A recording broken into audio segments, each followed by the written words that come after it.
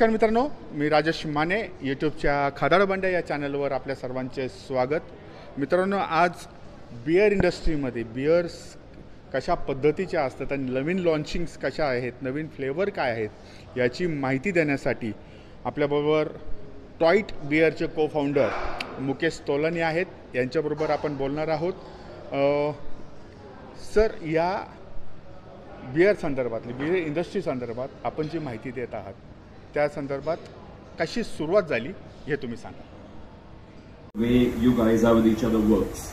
No, clearly each of us have a different role in the company and each of us manage that. But again, when there is a decision, important decision to be taken in each of our roles also, it is a cumulative decision and we put it to the team and we discuss it, and if again there's a disagreement, then there's a vote to. नमस्ते, मेरा नाम मुकेश तोलानी है और मैं टॉयट beer company का को founder हूँ. हमने टॉयट बियर कंपनी बेंगलोर में शुरू की थी 2010 में और हमारा पहला आउटलेट 2011 मार्च में हमने बेंगलोर में खोला था. उसके बाद हमने बॉम्बे में 2017 में खोला था और फिर 2019 में पुणे में हमने आउटलेट खोला था. रिलेशन बाद में बना था. अभी हम लोग वही यूज़ करते हैं, फुल टाइट करके, हमारे फुल टॉइट करके बोलते हैं हम लोग भी. बट जब हम स्कूल में थे तब एक पिक्चर रिलीज़ हुई थी ऑस्टिन पावर्स के नाम से. उसमें एक डायलॉग यूज़ होता था, टॉइट लाइक अ टाइगर. तो वो हम लोग बहुत स्कूल में यूज़ करते थे और टॉइट हमारे लिए ऑसम के जैसे यूज़ होता था वर्ड. तो जब हमने अपनी जगह बनाई तो हमारी जगह हमारे लिए ऑसम थी. तो हमने सजेस्ट किया अपने ब्रांडिंग टीम को और उन्होंने एक टॉयट का लोगो बना के बियर बॉटल पे लगाया. हमें बहुत पसंद आया तो हमने टॉयट नाम रख दिया. उसमें एक और इंट्रीग वैल्यू आती है कि लोग ऐसे जैसे आप पूछ रहे हैं कि इसका मतलब क्या होता है, मतलब जानना चाहते हैं और अलग अलग लोग अलग अलग मतलब निकालते हैं.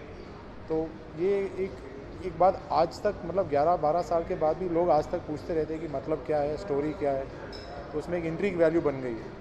सर, हमारा पूरा यूरोपियन कंट्री से इंपोर्ट होता है. अलग अलग कंट्री से अलग अलग बार्ली आता है और अलग अलग बियर में अलग अलग किस्म के बार्ली यूज़ होते हैं. कोई एक्स्ट्रा रोस्टेड होता है, कोई कम रोस्टेड होता है. तो वो हम अपने बियर के हिसाब से अलग अलग बार्ली मंगाते हैं अलग अलग कंट्री से, यूरोप. ये टॉक जो है मैंने आज जो दिया है वो national restaurant association of India NRAI ने ऑर्गेनाइज़ किया था. ये बेसिकली नॉलेज सेशन के जैसे होता है जिसमें हम लोग अलग अलग टॉपिक्स पे बात करते हैं. आज का टॉपिक जो था वो बियर रिलेटेड था, तो इसलिए उन्होंने मुझे इनवाइट किया था बात करने के लिए. और यहाँ पे NRAI के मेंबर्स और प्रोस्पेक्टिव मेंबर आते हैं जो अलग अलग रेस्टोरेंट में अपने चलाते हैं, जो मेंबर बनना चाहते हैं या किसी ने उन्हें सुना है कि ये ऑर्गेनाइजेशन है तो ये अटेंड करने आते हैं और फिर होपफुली मेंबर बन जाते हैं.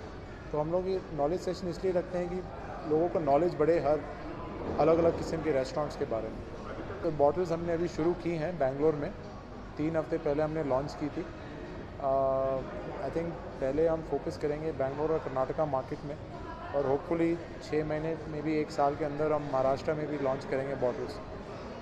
बट या हमारा बिज़नेस जो है बियर का है, वो केग्स में बिके या बॉटल्स में हम बियर बेचना चाहते हैं. क्राफ्ट बियर इंडस्ट्री जो है वो क्वांटिटी में ज़्यादा नहीं एम्फेसिस देती है, वो क्वालिटी में ज़्यादा एम्फेसिस देती है. इसलिए हमारा पूरे जो इंग्रेडिएंट्स आते हैं इंपोर्टेड आते हैं.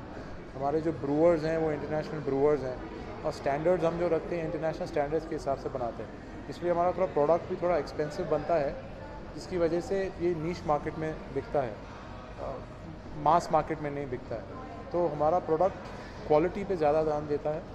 क्वांटिटी जैसे टॉयट का जो बियर है, बेंगलोर का जो आउटलेट, हमारा जो एक आउटलेट है वो इंडिया में नंबर 1 आउटलेट है बियर सेल्स के हिसाब से. क्वांटिटी भी बिकती है बट क्वांटिटी अगर आप कमर्शियल बियर्स के बारे में कंपेयर करोगे तो बहुत छोटी क्वांटिटी है. हमारे 7 फ्लेवर हैं जो मेनू में रहते हैं, कभी भी फिक्स रहते हैं. उसके अलावा हम लोग स्पेशल्स भी बनाते हैं. स्पेशल में जैसे अभी मैंगो सीज़न चल रहा है तो एक हमारा मैंगो आम का जो बियर जो बनता है वो बहुत बिकता है. अभी हमने एक इनोवेशन उसमें भी ट्राई किया है. उसमें एक IPA करके एक आता है, इंडिया पेल एल. तो उसमें IPA स्टाइल में हमने मैंगो एल बनाया है जो मैंगो इन्फ्यूज़ IPA है. वो अभी हमने बेंगलोर में इनोवेशन किया है। तो इस तरह से हम काफ़ी सारे लोकल इंग्रेडिएंट्स के साथ ट्राई करते हैं कि नई नई चीज़ें बनाते रहें और इंट्रोड्यूस करते रहें। हमारा सबसे बड़ा डाउन जो था वो कोविड था, जो हमने जैसे तैसे करके पार किया, बट उसके बाद फिर बिज़नेस बढ़ा है, बिज़नेस अच्छा चल रहा है एंड जर्नी अच्छी रही है। तो हमें जो लिमिट्स दी गई हैं वो एक्साइज डिपार्टमेंट लिमिट्स देता है। हम लोग अपने हिसाब से कोई भी लिमिट पे नहीं बना सकते, वो एक्साइज डिपार्टमेंट हमें लिमिट्स देते हैं। जैसे 8%, आई थिंक 8 या 9% कुछ लिमिट है, और हर स्टेट पे अलग अलग लिमिट होती है, तो हम उसके अंदर ही बनाते हैं। बट अगर हम 8 या 9% का अल्कोहल बनाते हैं तो वो लोग कम पीते हैं, क्योंकि उनको चढ़ ज़्यादा जाती है, लेडीज़ कम प्रेफर करती है। तो इसलिए हम लोग सेशनेबल बियर बनाते हैं, जो अल्कोहल जो मात्रा है उसमें about 4.5 to 5.5% रखें, जो कमर्शियल बियर्स के सेम रहती हैं। जैसे कमर्शियल बियर्स जो आते हैं बॉटल्स में, वो भी 4.5-5% के आसपास ही रहते हैं। तो इसमें कंजम्पशन अच्छी रहती है, लोगों को पसंद भी आता है, टेस्ट भी पसंद आता है, और वो पीते भी अच्छा है।